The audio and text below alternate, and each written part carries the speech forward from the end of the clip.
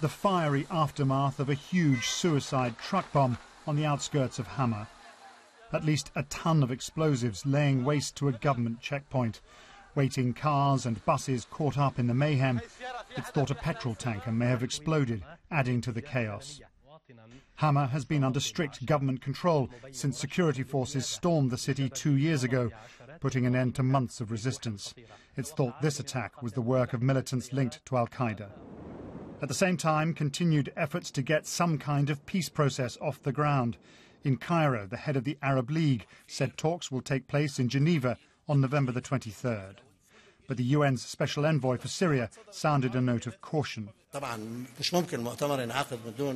Of course, the conference cannot take place without the presence of an opposition, which represents a considerable part of the Syrian people who oppose the regime. Whether Iran will be there is another big question. After last week's positive nuclear talks in Geneva, diplomats are cautiously optimistic. Iran supports the Assad regime and rejected the last round of talks in Geneva in 2012. It could play an important role. The Foreign Secretary William Hague hosts a meeting of the so-called Friends of Syria here at Lancaster House on Tuesday. Members of the moderate Syrian opposition will be there. They're still deeply divided on the wisdom of sitting down with the Assad regime. The message from their friends here will be, this is not an opportunity to miss.